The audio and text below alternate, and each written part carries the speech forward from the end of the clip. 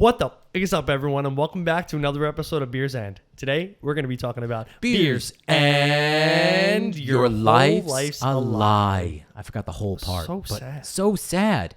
Everything is a lie. Everything that you know, well, maybe not everything.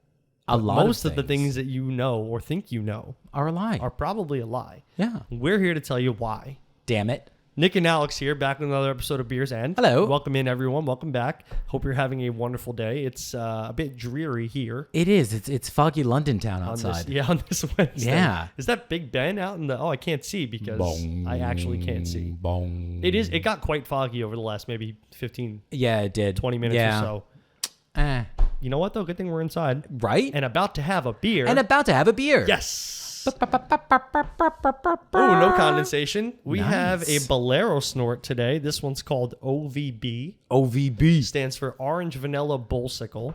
You know, they like to do their cow-themed names. Their bovine-inspired line of beverages. Exactly. This one, however, is inspired by a childhood treat I love this. that we're definitely familiar with. All right, so not question of the day. Hashtag not question of the day. In school, for like elementary school lunches, if you had the choice of which like ice cream, you know what I'm getting at. Oh, yeah. Because there's the strawberry shortcake, there's the cookies and cream one, and there's also the toasted almond crunch. Ugh, I don't like the toasted almond crunch. That's the one I'm going for. No, you see, I love the creamsicle. That's the a close second. Yeah, love it. Actually, that and the strawberry one are close second. Strawberry is up there as You well. don't like toasted almond crunch? I am not a big fan. No? I don't know why, but Is it the almond? Maybe, I don't know. For some reason as a kid, I just remember that they weren't like super palate pleasing. Sure, we'll go with that. Okay. Yeah, I don't know why. I feel like after I had my first one, I was hooked. No, I don't think and so. I was a strawberry shortcake kid for a long time. Yeah, no, I always loved the creamsicle because the creamsicle always reminded me of, do you remember the Flintstones push? Oh, for sure. Those were always creamsicle. Yeah. And I think that's what I always Those are equated good it to. Those are good ones. Yeah. Okay, well, shit. Well, shit. Hopefully this brings back some of that childhood nostalgia for us. I hope so. So this is a milkshake IPA. It is brewed with orange zest and Madagascar vanilla beans. Oh, I love a good Madagascar vanilla. Oh, absolutely. Before its intense hopping of Citra and Cascade. I think it's going to be wonderful. So Citra we know, citrusy. Cascade we're not too familiar with. I think it's actually like a bittering hop. Oh, okay. It's more of like a bitter character. Yeah. But hopefully not too bitter. Hopefully not too bitter. Not so bitter that you won't, if you want to watch us, you can go ahead and check us out on YouTube at Beers and Podcast. You can follow us. I almost said at gmail.com. Not on YouTube. Fine. You can hit us up on Instagram and on TikTok at the same name, Beers and Podcast. Over on Twitter at Beers and One. Questions, comments, concerns, critiques, Beers and Podcast at gmail.com. Say something nice, say something not nice. We'll respond probably anyway. Yeah. Although someone actually recently commented on one of our YouTube videos. Oh, they did? Most recently. And neither one of us have responded yet. I didn't so even I see apologize. That. Oh, I'm definitely going to for respond. that. As soon as this video's over. Do you know why I at least didn't in the moment when I had seen it? And I apologize again, sincerely. Because, and this happens, Alex and I have talked about this in the past, people make references to things that we say throughout the course of the episode that we don't remember. So this individual had done just that. And when I saw what they had commented, I thought, oh my God, I'm going to have to watch the episode and listen because I have no idea what the hell they are talking about. So right I don't know now. about Nick, but I, speaking for myself, actually black out the entire episode. Everything. Every time. I have to re-listen to remember what Nick said, what Nick talked about, because it's always interesting, and I always want to remember, but I don't. I love the fact is that half the time, thank you, sir, when I go through the audio first, I pick up on certain things, and usually that's what I'll base the description off of. But then as I go ahead and I like edit the video, I'm like, oh, there's a whole bunch of other shit that I completely forgot about and completely missed. Yep. Yeah, it's a beautiful thing. So today we're talking about why your life's a lie. Yeah. I'm sure you're really interested. I'm sure they're really interested. So we're going to just highlight a few misconceptions, very common misconceptions that you all might be indoctrinated to believe. Yeah. And not even so much, or at least from what I had researched, just things that we commonly believe to be true. Yeah. That are urban myths, or again, these are just mistakes that have just managed to like persist. Like how a lot time. of people probably thought if you didn't watch baseball that Abner Doubleday invented the game of baseball. Exactly. She did not. Exactly. And if you don't know who it was, you can go back and check out. I think it was episode like 55 or maybe. No, I think it was actually that. like episode like 30 or 32, if I'm not mistaken. Yeah, Okay. it's one of the first ones that is actually up on YouTube. That's You're correct. Yeah. Wow. So about half of our episodes ago. Yeah. Wow. Long time. Long time. Okay, Nick. Question of the day, and you don't have to no spoilers if you don't want to. Mm-hmm. But since we're telling everyone why their whole life's a lie, was there anything that you found in your research that really shocked you, or like that you were a victim of? And like I said, you don't have to spoil. You could just like say what it is. So I will put it to you this way, that there are at least 2 things that I do note, because I've got a lot of shorter little things. There are at least 2 things that I did not know that I had done incorrectly or had taken as fact. And there's one in particular that essentially is a bit of a correction, because I know that I have spoken about it previously on the show. Okay, fantastic. Yes. But yeah, there are quite a few things in general and in life. My favorite one is, and I do this with my students, is the idea of subliminal messaging. It does not exist. Right. It does not exist. Subliminal does not exist. Fair enough. Yeah. What's yours? So I was shocked to find this out, and actually didn't have to do any research to find this out. I just happened to like hear it on a TV show. Oh, even better. When you guys hear the truth of the Caesar salad. Oh, I don't think I know this. Oh, I'm excited. I was driving down the. I think I was listening to something else. There's a similar. There's a really good English podcast that's called No Such Thing as a Fish, and each week it's 4 hosts or 4 co-hosts, and they just get together each week and they share like their 4 favorite facts from the last 7 days. Oh, nice. And yeah, it's a whole idea of like there are certain misconceptions and. Oh, that's where this came from. I think so. I think I was listening to one of them and I was like, oh man, I think because I just thought about the idea of after you've had a couple of drinks, half the time you're engrossed in a stupid conversation at times, and it's just like, no, you're not right. Stop.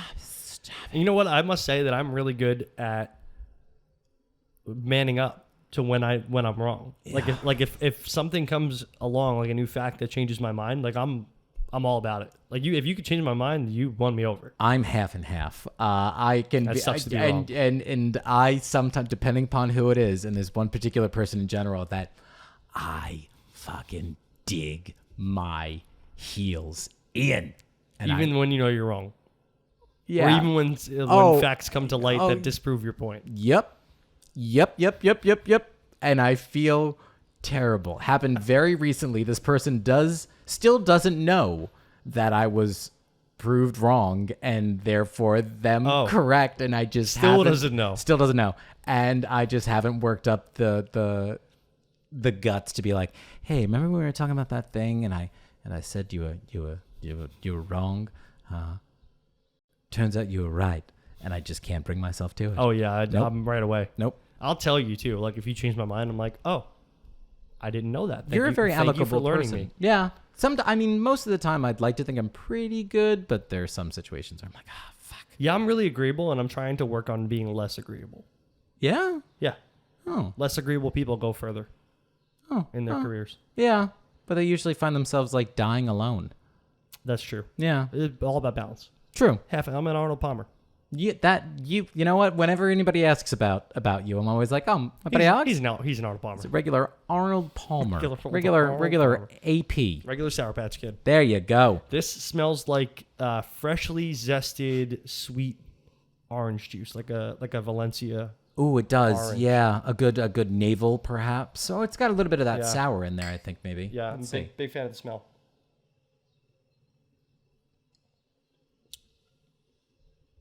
Ooh, lactose.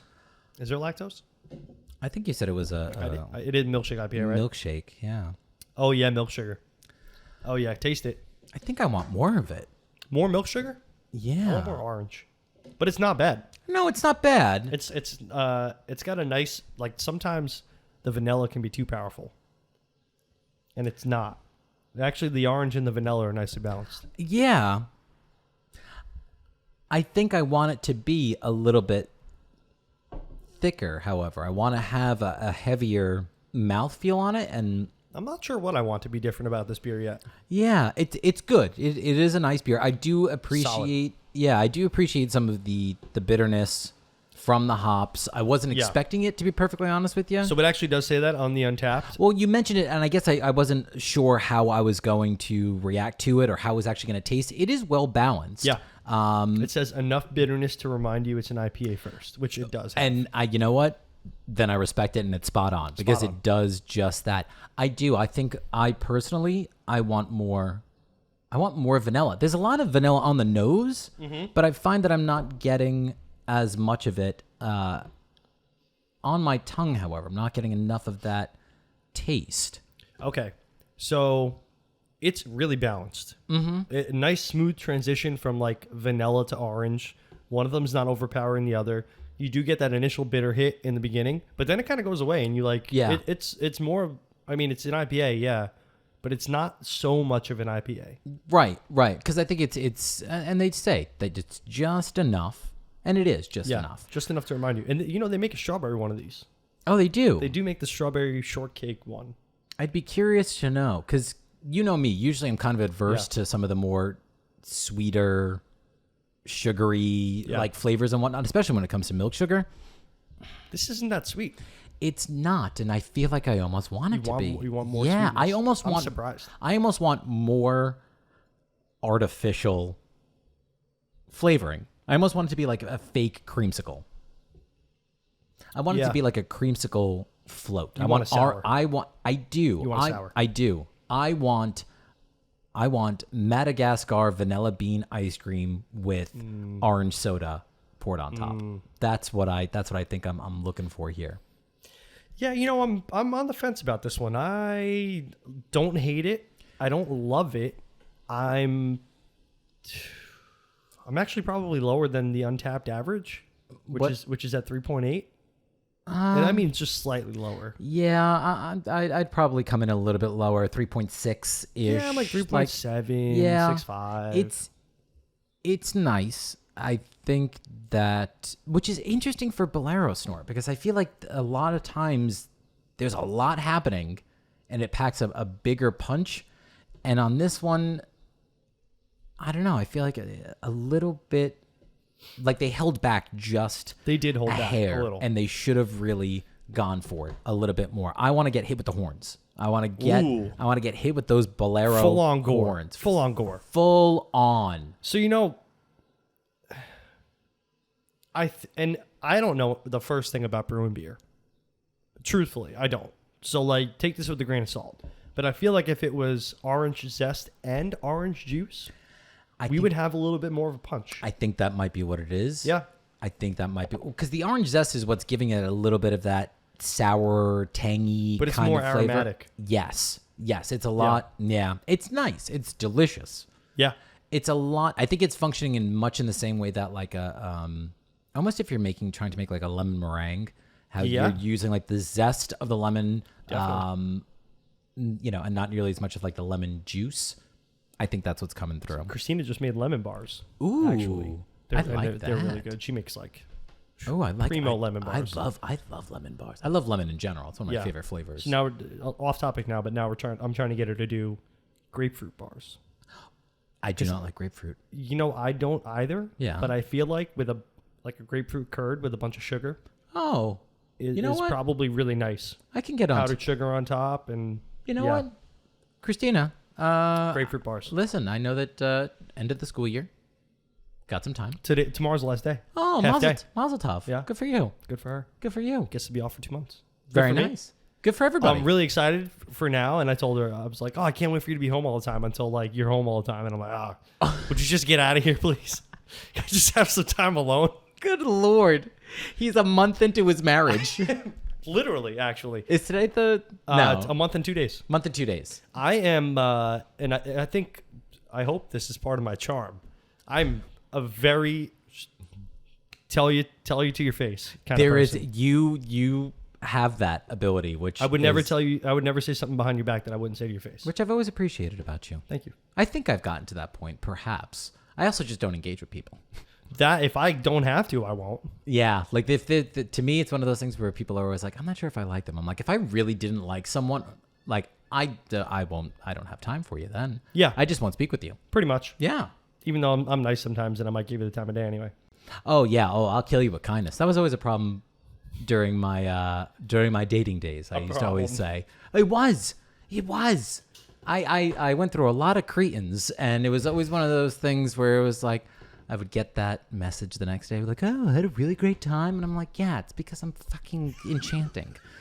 Enchanting. I will make it seem like I'm really interested. Like Cinderella. Oh my God. And I also had a 2-drink minimum for dates to begin with. Did you? Oh yeah. For you or for the date? For me. For you. Oh yeah.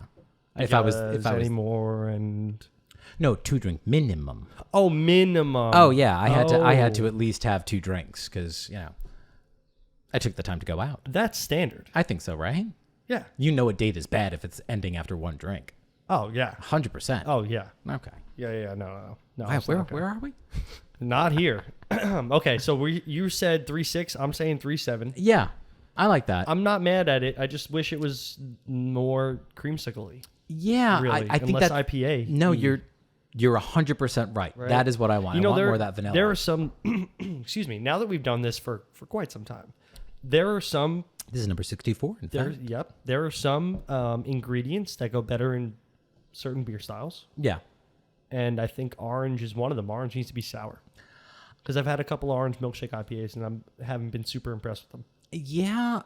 Yeah, or depending upon like what type of orange, like if you were doing like a blood orange IPA, Ooh, yeah. I think something like that would go really nicely. And somebody also, makes one of those, actually. I think so. But it would also, I think, depend on what else you are trying, again, to mix it with. If you were doing again, let's say a Harvest IPA, and you were trying to go for like an orange, cranberry, cinnamon, clove. You got my attention. I think something like that in an IPA would be really nice. But my wife is currently calling me. Oh, she Hello. is? I'm recording. Can't come to the phone right now. Oh, I thought you were like answered at that point too. Oh, no. I was gonna say. Meanwhile, the other one just said to me, he goes, I'm rushing to go and catch the train. I was like, perfect. Alex and I are just sitting down to record, so I should be able to go ahead and pick you up then when you need me to. I do feel like James Bond with this watch because I can't answer. I actually like that. What type of watch is that? Galaxy Watch. Oh, yeah. I like that one. It's not too bad. Yeah. It's a lot more discreet than the one that they're hawking over there at Apple. Oh yeah, it's like rectangular, I don't right? like that at all. Yeah, not a fan. No. And one little stupid ass Yeah, flimsy button on the stupid. side. Dumb. Yeah, stupid. Right. Would you care to kick us off? Sure. Would you like to educate the people on how they've been lied to? Yeah, I think I'm gonna start in a slightly different order here. So, one of my favorite ones that I had known, but got into some of the background of it, throwing a penny off of the Empire State Building. Oh, I've heard this. Right? How if you throw a penny off the Empire State Building, It could kill someone. It could kill someone. Yeah. Well, folks, as I wrote here, you ain't gonna die. Okay? That's not the case at all. Okay, I'm actually interested to hear this. So it's primarily due to its weight, okay? Yeah. Which is about 1 gram, and the fact that it would tumble as it fell due to the air resistance, all right, that exists.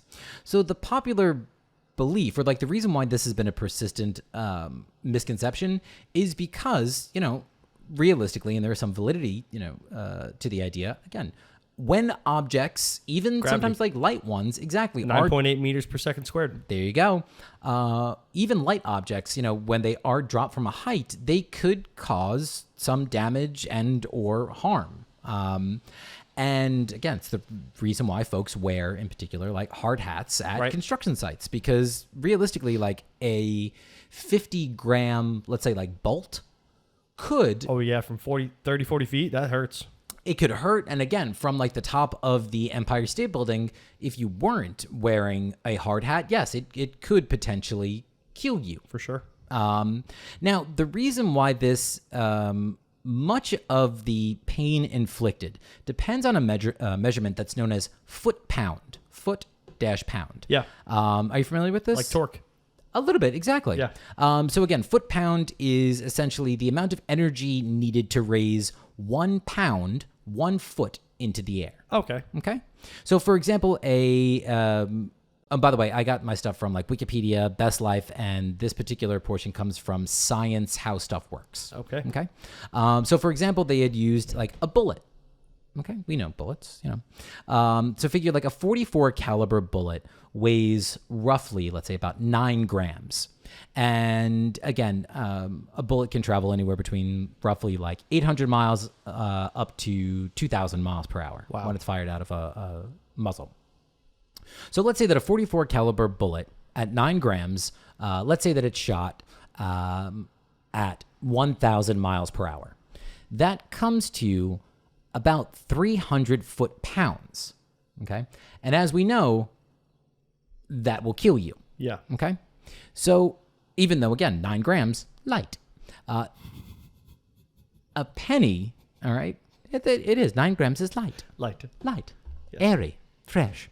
A penny could potentially gain its maximum speed from the top of the Empire State Building of about 100 miles per hour, and weighing 1 gram gives it less than 1 foot-pound. So it might like dink off your head, but that's about it. So it's wow. It is a total fallacy. So I don't know if you can answer this question, but is that really what it is? Like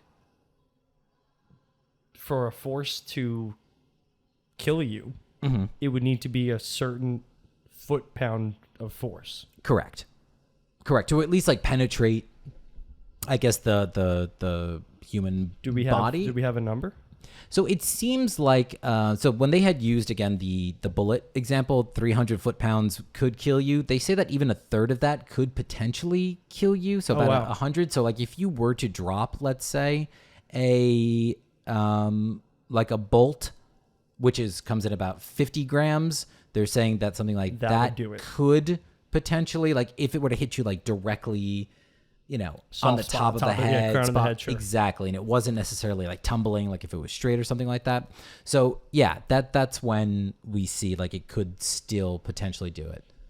Yeah, freaking love science, man. Oh, that to me was like an interesting one. At first, I was like reading through it, and I was like, oh, wow, there are so many numbers here. I don't know if I want to go into that, but I found that the example really had helped, and I was like, okay, that's cool, because 9 grams is still not a lot. No, so not at all. Yeah. Okay, so I'm gonna do some quick hitters again. Okay. All right, everyone, you ready for some quick hitters? Lightning round. We're coming in hot. Many people believe that Napoleon was short. Oh no! That's all I have. Oh, all I have is he in fact was not. He was actually average height for a Frenchman during his time. Would you like to? Wow, this is roughly 5'7". Do you want to throw it over real quick? Yeah, go. Okay, because I did this. I said, "Mon ami, c'est un lie." It's not chest. It's not chest either. It's cest. It's cest. Oh, okay. So I won't take too much time by any means. So the reason why, because again, people thought that he was again about 5'2". Yeah. Which is roughly the height of an adorable Italian grandmother. So the measurement, so he was listed at 5'2", and the reason is because he was measured in Paris inches, which is different than the standard inch. 1 Paris inch is equal to about 1.06 inches in the imperial. So that's where that whole idea came from. Yeah. Oh, so he was 5'7", actually in standard inches. Yeah. Which was average for a Frenchman of that time. I think it's average now, isn't it? I would say yes. Yeah. Many people believe that Christopher Columbus first discovered the Americas. Oh, no. He, in fact, did not. Do you know who it was named after? Isn't it Amerigo Vespucci? Yeah, too. But do you know who discovered Canada 500 years before what's his name? Mr. Columbus. Is it? And again, I think because I may have definitely know this. It's Leif Erikson, isn't it? It sure is. Yeah, yes, Leif Erikson. Happy Leif Erikson Day. 500 years before Mr. Columbus set sail and reached 500? 500 years. He landed in Canada. Wow. What is now known as Canada. The best part about that is, and I think, which I love, is that Columbus never actually even landed on No, he landed the proper in continent. South America or like South Central America and like Central right? America. Yeah, like never actually stepped foot on. But God forbid you go ahead and tell a whole bunch of Italians in Staten Island that we can't have a Columbus Day. Oh, you don't fucking like the Italian Call people. it Leif Erikson Day. He also, thank you. God, he also sailed for Portugal, you dumb shits. I get so fucking angry at our people. As opposed to what? Spain? No, because the fact is that Christopher Columbus, everyone's like, oh, it's like an Italian-American thing. Not at all. I'm like, no, that's not true. No. Wasn't he a Frenchman? No, he was Italian. He was born in Genoa. Oh, he was Italian. He was born in Genoa, Oh. yeah. But everybody in Italy was like, no. No, that's wrong. Yeah. You all suck. Suck it. Yeah. But you know what else people believe? A lot of people believe that I did until I read this, that Henry Ford invented the first automobile. I definitely looked through this same list at one point. Did you? I'm not sure if I'd say I thought that he had invented the first automobile, but I definitely didn't know that it was. I This truly individual. thought that he invented the first gas-powered automobile, which is what I was led to believe when I was a child. Yeah. But it in fact was not. It was, what's his name? Carl Benz, Yeah. co-founder of Mercedes-Benz. Which is, I think, awesome. Yeah, it's really awesome. I had no idea that it was him necessarily. That's great. I would have never pegged that as the oldest car company, I guess. Almost. Probably. Yeah, probably close to it, if not. If he's before at least Ford. Yeah. Yeah, maybe one before him. Yeah, I can't think about what else is around right now that still existed then. All the rest of them were like out of business at this point. Yeah. All Dodge. done. Yep. Psh.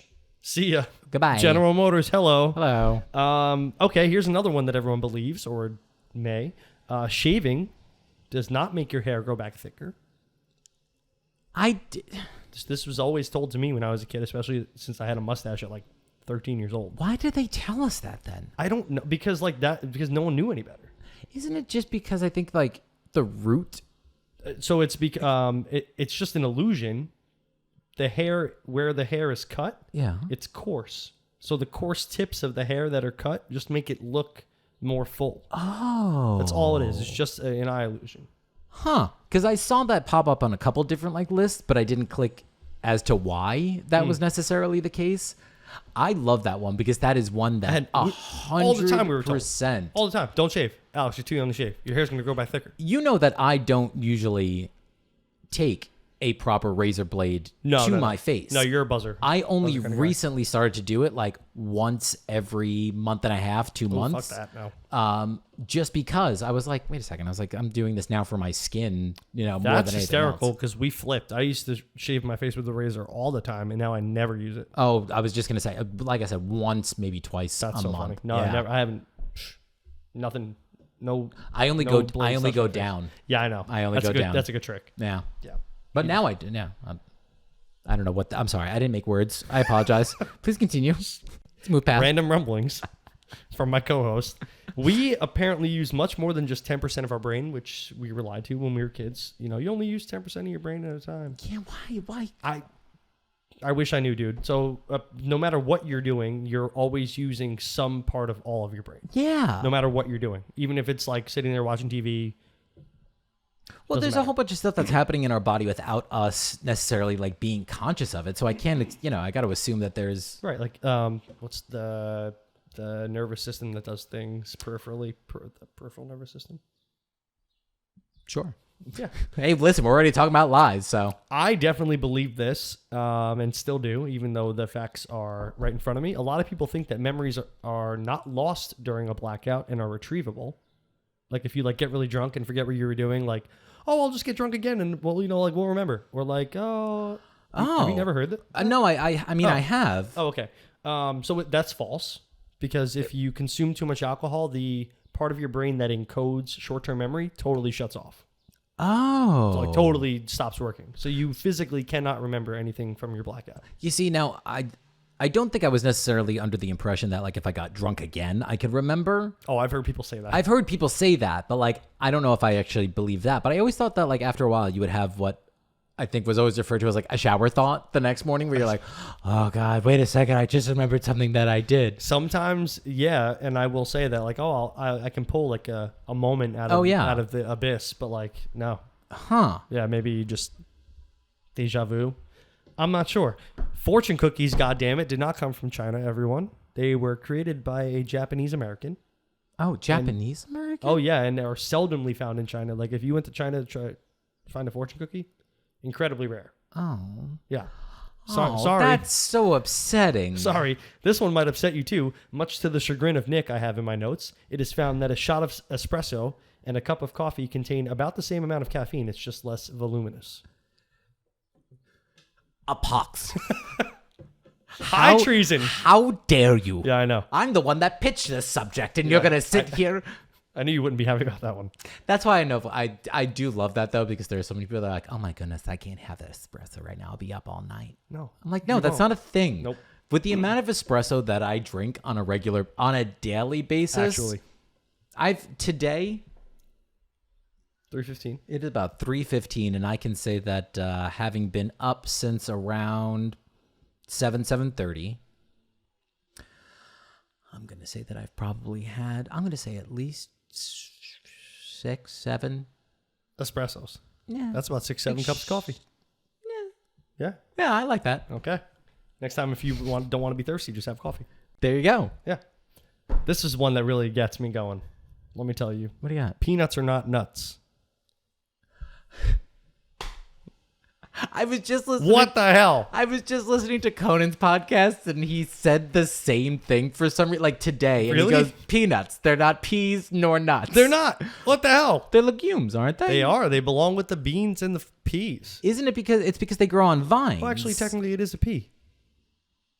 What? Is a pea peas a are legume? legumes. Oh, but is there a difference between a pea and a pea pod? No. I'm sorry. Don't continue. peas come from pea pods? No, yeah. I knew that they weren't nuts, though. I knew that they were legumes. I did too, but it still makes me very upset. Really? Yes. You know which one I really don't like? That tomatoes are fruit. So are avocados. Really? Yeah. That I didn't know. Oh, yeah. Huh. Avocados. Interesting. I think they're also nope, they're not a berry. No. Oh, yeah, they are a berry. Are they? I think so.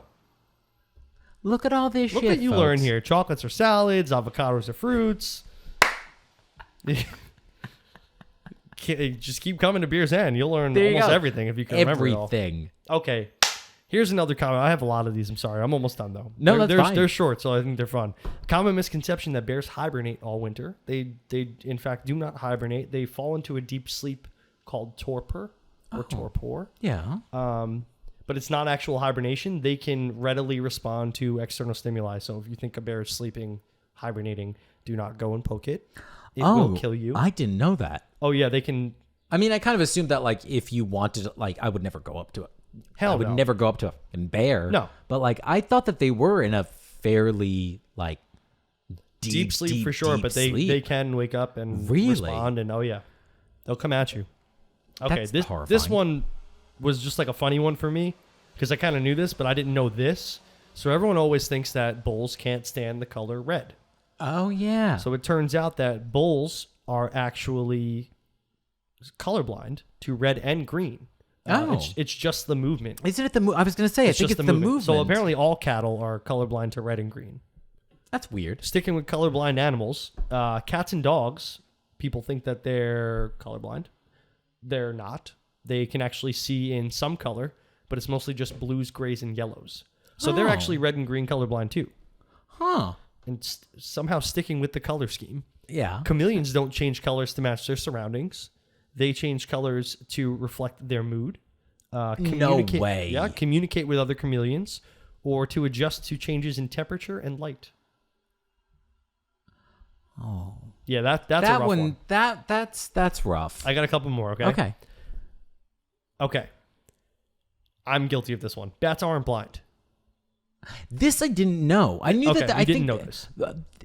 They just have really poor eyesight, no? And that they work off like sonar? So apparently 70% of the bat species use echolocation to navigate, but they all have eyes and sight. Well, I know they have eyes. Maybe just poor eyes. But yeah. Yeah. Huh. Yep, but I definitely was guilty of that one. We're coming back to pennies. Actually, when you started talking about penny, I thought you were going to say this. So penny spins, like put it down and then try and guess which one's coming up. They're not random at all. Actually, if you spin a penny, it will land tails up about 80% of the time because the head side weighs down the coin. Oh, no way. So it almost always lands tails up. Sticking with coins. Yeah. Most people think that a coin flip, like a quarter flip, is random. That's actually not true either. It's closer to 51-49. Well, it's also one of those things that I love where it's like every time they're like, if you flip a coin 17 times, how much? It's like, no, every time you flip a coin, it's always, It's different. It's always Different 50-50. Yeah. It's always 50-50. But it's not. It's 51-49. That's wild. And let me tell you why. Yeah, please. It's 51 slightly favors the side of the coin that is facing up before it is flipped. Really? Don't know why. Didn't dig into that one, but that's what it says. You know what? That's the kind of study that's being done by, remember those folks that had built the licking machine? Yep. That's the kind of stuff that they're coming up with. Why didn't I go to college for theoretical science? You and me both. We've all been led to believe that an apple was the forbidden fruit in the Garden of Eden. You know what's so funny? I just recently, Nick and I were away, I think, on vacation. I think we were in the city when I spent the night in the city, and this came up in conversation. Oh, really? Yeah. So and we looked it all up about like the 9. They never 10, mention an apple in the Bible. No, it's most likely a pomegranate. A pomegranate. Which, yes. How would anyone know that? But No. who might have? That's a really, really, really good one. Yeah. That's a really good one. Yeah, that's a good one. Okay, last few. So Earth is not a perfect sphere, like we've always thought. It is an oblate spheroid. Yes. Do you know why? Isn't it because of the fact is that it bulges at the middle? Yeah. But do you Okay. know why? Oh, that I don't know. Oh, because of the speed at which it spins. Oh, So I the didn't know that. Earth spins at about 1,060 miles per hour on its axis. Yeah. And because of that constant spinning at that speed, it flattens out the poles and slightly bulges at the equator. Just so we're clear, also at this point, folks, I know that I had mentioned that I thought I had read through this list, and then I'm realizing like there are probably a lot of lists that have these. We are now in territories now where I did not read through Fantastic. this. So like that actually does come from public school education, because that one I did know. I was like, oh, it's an oblate spheroid. Yeah. And this is actually my last one. The world's tallest mountain is in fact not Mount Everest. It is from base to peak. The tallest mountain is Mauna Kea, standing at 33,500 feet tall. However, almost 14,000 feet of it is hidden under the Pacific Ocean. I was going to say, we talked about that, I believe, a while ago, if I'm not mistaken. About Mauna Kea? I believe Really? so. Oh, I want to it might say have that been you were the one that brought... I was going to say, I think you were the one that had brought it up. Oh, no, I know what you're talking about. That was when we were talking about space and the mountains and stuff on other planets. Okay. Yeah. There we go. But yeah, Mauna Kea, the tallest mountain on the Earth. I love this. The not spherical Earth. I love this stuff. Yeah, this is fun. So interestingly enough, you went through... None of your stuff? No, you hit... I already talked about the penny thing. You mentioned Napoleon. I went ahead then and found... came across a list that was actually like 23... And I don't have all 23 written down here, but 23 basic American history questions Americans get wrong. Oh, man, I'm going to be so bad at this. So I will start with the first one I think you might actually get. What city was the first capital of the country? Oh, New York. Mm-hmm. Okay, 1 for 1. Very well done. That's where he made, George Washington made his inaugural address. And it turns out, again, that it was also includes, we also had our capital in Philly, in Baltimore, in Lancaster, in Pennsylvania, for only 24 hours. That's it. Evidently. Honorary capital. Yeah. In York, Pennsylvania, in Princeton, in Annapolis, and in Trenton, right here in New Jersey. So 2 in Jersey. This was one of the ones that surprised me. When was the Declaration of Independence signed? July 3rd, 1775? 6? Just kidding. I like that answer. I like the second with the 6. We're going to go with that. I'll fix it in post. We all commonly believe that it is July 4th, 1776. In fact, it was a month later, August 4th, of 1776. All right. So while the Second Continental Congress initially met in Philadelphia to discuss the country's future on July 1st and declared America's independence on July 2nd, the final draft of the document wasn't finished until July 4th and wasn't actually signed until August 2nd of that year. I'm sorry, so it's August 2nd. I mistyped it. August 2nd is when it was actually signed. So the document was finished being written on the 4th, but not signed and then until a whole month later. Yep. Why was Chicago named the Windy City? Because of the wind? Incorrect. Okay. We were looking for the fact is that it probably picked up its nickname because of the quote-unquote long-winded politicians that rose to power. Oh, I like that much better. Right during the 19th century. It's unclear, but it had become like a ubiquitous term used throughout the 1800s, where they would refer to Chicago as the Windy City because it had a bunch of like long-winded and windbag politicians. That's awesome. This was the second one that I can say like I did not know. Who created the original American flag? I don't know.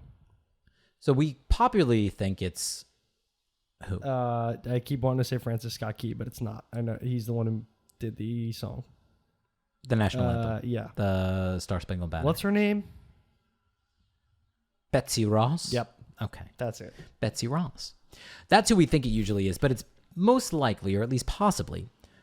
You said Francis, which I think is interesting. A guy by the name of Francis Hopkinson. Oh, I think I knew this. Did you really? Yeah, I think like 10 years ago, I think I stumbled upon this, and I was like, how did we not know this? I didn't know this at all. At all. So just to give a little bit of a background on that, because I thought this was an interesting one.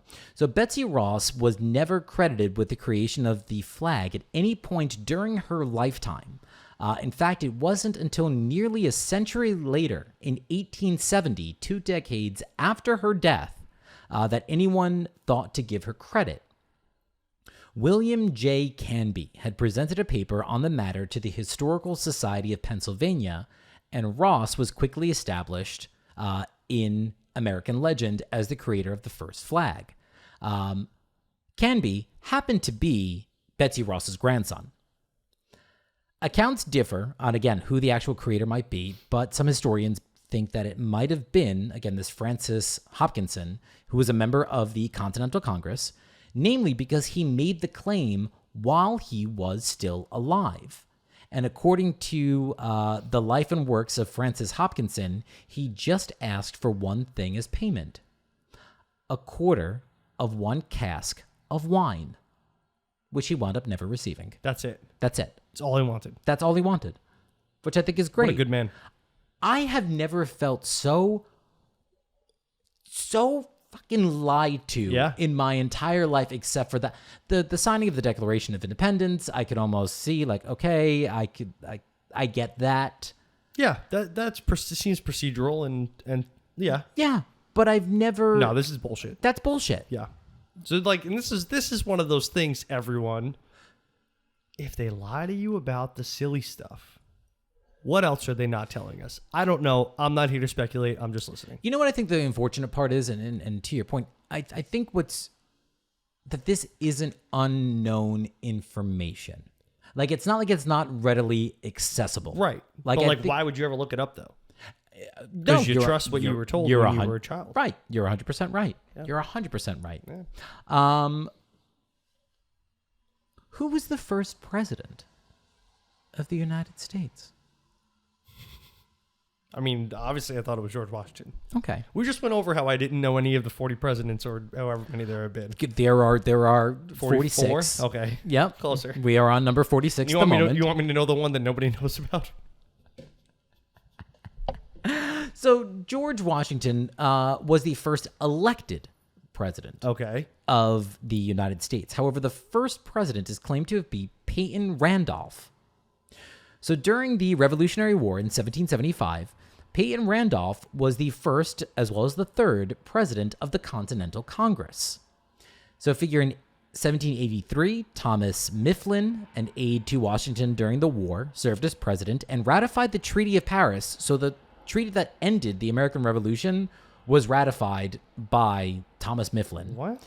And then John Hancock holds the distinction of serving the most time as president of the Continental Congress as well.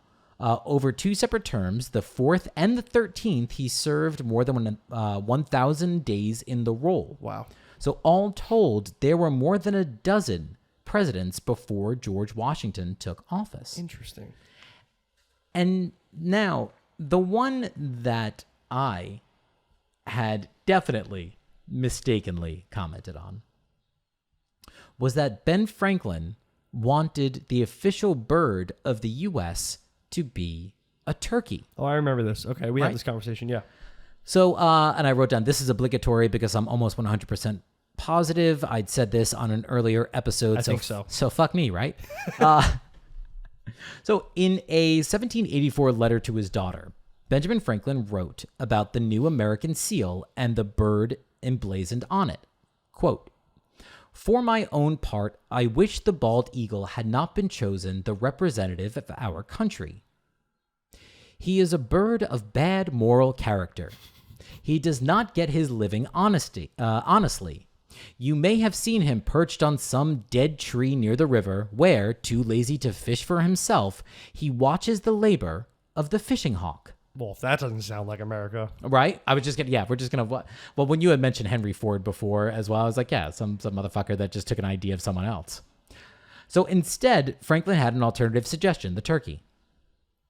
"For the truth, the turkey," this is a quote, "for the truth, the turkey is, in comparison, a much more respectable bird, and withal a true original native of America. He is, besides, though a little vain and silly, a bird of courage, and would not hesitate to attack the grenadier of the British Guards who should presume to invade his farmyard with a red coat on." So he was obviously making a joke Yeah. at the same time. But yeah, and that one I had no idea. Ben Franklin, I mean, again, I'm weighing it like, 300 pounds and drunk half the damn time. I'm but still stuck on like everything he said about how the eagle is a bad character bird. I just love the fact is that he's a bird of poor, what is it, bad moral? Poor morals. Poor morals? Bad moral character. I love that. He does not get his living honestly. And then goes on to describe Yeah. America, of all things. Yep. Yep. Perched on some dead tree near the river, where, too lazy to fish for himself, he watches the labor of the fishing hawk. This is like people that are always like, I love those people. A couple years ago, you remember, I think it was First Lady Michelle Obama, who was like, I live in a house that like was built by like slaves, and like as a black woman in America, like that's kind of like, some are like way around, and people were like, but that's not true at all. That's not true at all. It's like, motherfucker. Is it like, not? I'm pretty sure that we sat back a lot and watched We just talked about this last episode, Oh, or yeah. 2 episodes ago, wasn't it? Right? something like that. Yeah. How the I just talked about it. How the colonies pretty much made their living on slaves. Oh, yes. Yeah. Yes. Yeah. You're 100% correct. Yep. And how, people were more upset. That's why they're always like the Civil War wasn't about slavery, it's about states' rights. And Yeah. it's like, no, motherfucker. You were just pissed off you weren't getting a goddamn free labor force. America.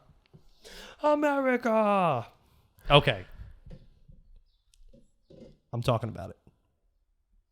You ready? I am, I think. Who doesn't love a Caesar salad? Oh, I fucking love a Caesar salad. Right? I do. I love Yeah, a okay, Caesar salad. okay. With the anchovies or without the anchovies? With the anchovy. Okay, no, I'm sorry. In the dressing, right? Oh, yeah. Yeah, But oh, there yeah. are some people that are always like, ooh, it tastes fishy. Well, I'm that's like, the only way we know it. Oh, yeah. I like it that way. Bingo. Okay. Crisp and simple salad, right? Kind of complex with, you just talked about the anchovies, like a Yeah. little bit of depth Yeah. of flavor in that dressing.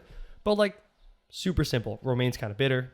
Garlicky croutons, a little umami from the Parmesan cheese. It's all nice.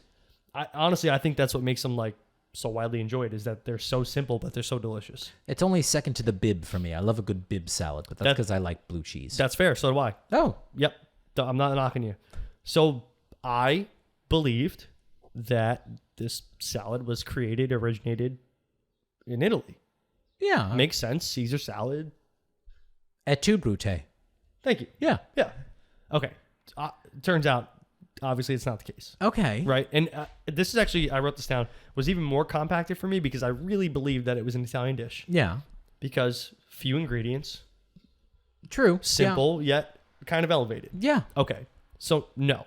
So it turns out there were a few origin stories pertaining to the Caesar salad. I'm like mentally prepping for you to tell me that like it first came out in like 1930 and I'm going to be like super fucking like twisted. Okay. Oh no.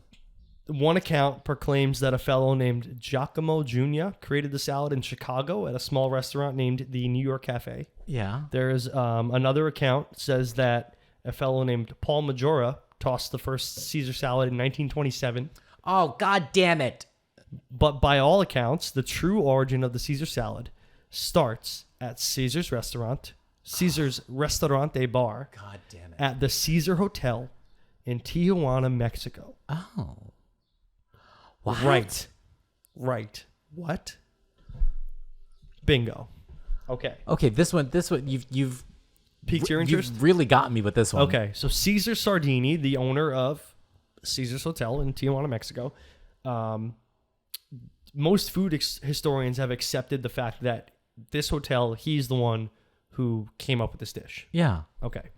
So, in fact, Caesar's daughter, Rosa, pinpointed the precise creation date as July 4th, 1924. So you were very close. Oh, okay. Wow. Yeah. You were really wow. close. So the story goes that the restaurant was low on supplies late one night when a group of San Diego airmen came in famished. So depending on who told the story, Who walks in? What kind of person in the military walks in and be like, I'm hungry. You know what I want? Fucking salad. well, here's wreck a salad right so now. here's the thing. So they walk in, they want food. Turns out low on supplies. They don't have many ingredients. So depending on who tells the story, it could be either Caesar ran back to make it or the cook at the time, whose name was Livio Santini. So depending on who tells the story, let's just say Livio ran back to the kitchen to whip up a dish for these guys. Yeah. Went back there, no ingredients. All he has are the few ingredients that make the Caesar salad. Whips it up, brings it out, turns out it's a hit. Holy so shit. Conveniently, this guy Livio said that it was his mother's recipe. Yeah. Which kind of like adds to the to like the fault, like not Mystique, the false I claim, guess. but kind of, yeah, because no one really knows where this came from. So like I said, conveniently claimed it was his mother's recipe. In the 70s, there was a variation of the Caesar salad created, but not because somebody wanted to. It was out of necessity. So I didn't know this, but at that time, in the 70s, President of Mexico, Luis Echeverria Alvarez, increased the amount of circulating pesos in the Mexican economy without corresponding increases in the country's wealth. Oh. So essentially what he did is he devaluated the pesos. Oh, yeah. He just followed our lead because Nixon did that. Yeah. Right. So resulting in a series of devaluations of the Mexican currency and an increase in some of the salad's ingredients due to their being imported. Oh, shit. So some of the things, such as Parmesan cheese or olive oil, they couldn't get. So they had to get a little inventive. So this dude, Victor Rubio, at the time, broker on the Mexican Stock Exchange and restaurant owner, swapped out the Parmesan with cotija and the olive oil with garlic-infused corn oil and added red wine vinegar. And this would come to be known as the Victor salad. Oh. So here's where it gets kind of interesting for me. And this is where I'm going to close it out. Interestingly enough, one thing we know to be excluded from Victor's recipe, anchovies. Oh, okay. That was the first thing you said to me. Yeah. And that was one of the first things I thought when I heard it. I was like, oh, there's no anchovies. Yeah. So it turns out that there were no anchovies in Caesar's original recipe. And this was verified, again, by his daughter Rosa, who said her father never used anchovies because he wanted it to be, in quotes, a simple salad, and anchovies may overwhelm the dish. He did, however, use Worcestershire sauce, which contains anchovies. Get out. Yep. That's fucking wild. So the Caesar salad, it actually comes from Mexico. And it didn't have anchovies in the dressing. Your whole life's a lie. Thanks. I'm so glad that we are on this. Because I was going to say, when we were debating about what we were going to call this episode, this is fit. we were like, this totally fits. Yeah. I am shook. That one blew me away. Wow. And the funniest thing is that I heard it on. Okay, so Iron Chef just came out with a new bunch of shows. Yeah. On Netflix. Yeah. And that's where Alton Brown, one of my favorite commentators ever, one of the funniest guys ever, said it. He was like, "Oh, Caesar salad, Tijuana," and I was like, "Wait, what?" Get out of here. Yeah, and I had to look it up, and that's where I found the rest of the story. Wow. That's fascinating. Yeah, super cool. Good luck following that one up. I was just going to say, I think, should I? Yeah, I think I can. Why not? We'll try. Why not? Oh, fuck. I'm so upset about that, though. It's a little unnerving. Yeah. Especially with the ingredients are so Italy. Anchovies, Parmesan cheese, olive oil. Yeah, because it is that simple, too. Tomatoes if you put them in there, garlicky bread. Like, that's Italy. Very riled up about this. Where's my beer? All right, I guess I'll try. It's real short. Are you familiar with what an Iron Maiden is? Oh, for sure. And you know then that that's not real. It's not? Iron Maidens are not real. We're going to have to throw a picture here. Yeah, I'll put one up just in case. Not the band. Not the band. Not the No. Stratocaster playing metal rock band. Exactly. So Iron Maidens are thought to be these medieval torture devices, usually made of steel, as you can see, over Hector. Bunch of spikes on the door and on the back of the coffin, if you want to call it that. Like a sarcophagus, if you will. Okay, I like that. Yeah. Again, where someone would be put inside and closed in it. So interestingly enough, the first such device wasn't actually like made until the 19th century. So figure like the 1800s. Oh. 1700s, excuse me. No, 19th century, so 1800s. You're right, yeah, 18. Yep. And historians argue that the individual by the name of Johann Philipp Siebenkees had made up the story about them actually existing in medieval times as these torture devices. That's so genius. Oh, I know. So there are some like blips, if you will. There are some like ancient reports that they could have existed, with some mentions of a similar device used by Nabis of Sparta around 200 BC. But that's really about it. There's no existing device that was even close. Well, let me get this straight. Sorry to cut you off. No, please. This dude made a metal torture device, then proceeded to tell everyone that it's a medieval torture device. Exactly. And got away with it. Mm-hmm. Okay, so we're clear. The thought is that those constructed in the 19th century had come about because of some misunderstandings about something that was known as that did exist in medieval times, that was called the Schadenmantel. And it was made of wood and steel, but it didn't have any spikes. So it was basically Schaden mantle. I think I did. Oh, okay. I did a pretty good job. Yeah. Like Schadenfreude? Yeah. But with mantle. Yeah. Didn't show up on the old Google. Really? Yeah. Schadenmantel. S-C-H-A-N-D. S-C-H. Yeah, Schadenmantel. S-C-H-A-N-D-M-A-N-T-E-L. This is real fucking like professional right now. Scheidmantel? Yeah. No. Okay, I'll look it up later. Oh, I got Scheidmantel motors. Oh no! Here, Well, I think I could I'm bring it up if anything. Rip it right off your. Oh, I don't have any photos of it. S-C-H Schadenmantel. There we go. So it essentially was like a.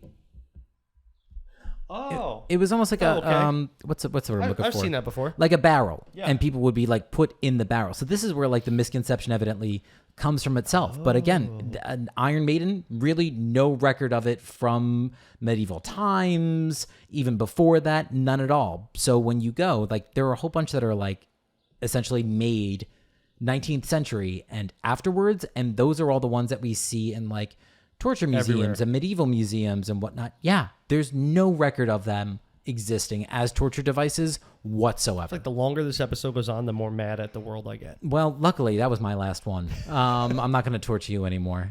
Torture us, I think, anymore. This wasn't torture. No, this wasn't. But at the same time, there were some things that were like... Hurts, right? It does. Hurts sometimes the truth. It does. Yeah. It does hurt. Yeah, sometimes it hurts. Oh. You know, Nick, though, we're better off for it. Yeah, I think so. Now we're a little more educated than we were about an hour ago. Just slightly more. Yeah. Just a little bit more, and that's all you need. Yeah, help you get through the day. Helps you, go up to a stranger on the street and say, "Hey, did you know that Iron Maidens weren't medieval?" Let me medieval? take you for lunch over some Caesar salads, which I hope you're ready.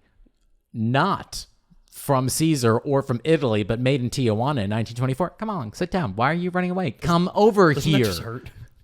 Doesn't it just hurt to hear It that? does. It really does. Caesar salad was made in 1924 in Tijuana. The best part is that I guarantee if anybody goes ahead and mentions this to someone else, if you do, if I do, I guarantee that the first thing we're going to be met with is like, shut the fuck up. Oh, you're going to get the fluoride stare. You're going to get... That's what I call it anyway. Would you care for me to elaborate? Please do. I'm imagining it like a Midwestern gaze. Yeah, so like that whole thing about fluoride, how Yeah. it's terrible for you. Yeah, and, but like, that's like a right, lie. but we all get it. Is it a lie? It like you have to like consume like I have no idea. mass quantities Oh, of it. that makes Yeah. sense. That makes Yeah. sense. So like, yeah, I was like the fluoride stare. Like people look at you like they're indoctrinated, and you're like talking conspiracy theories over there. God almighty. It's just the Caesar salad, Oh, everyone. God. It's- Well, that means that Caesar didn't eat Caesar salads. no, not at Not all. even close. Not in the slightest. He was too busy not getting killed. That's too bad for him. Yeah. You know what's not a lie though, is that we're gonna be back. We'll be back, baby. We'll be back with another episode, and we hope that you are as well. And a new beer. Oh yeah, for sure. We no same beer twice on this show. Not at all. Not at all. So yeah, make sure you like, subscribe, comment, tell your friends. Really helps the channel. Yeah. And if you don't like it, then tell us why, Yeah. and we'll yell at you But we'll also listen to you while yelling, while yelling, because that's how we were raised. voraciously Voraciously. yelling. Goodbye. Goodbye.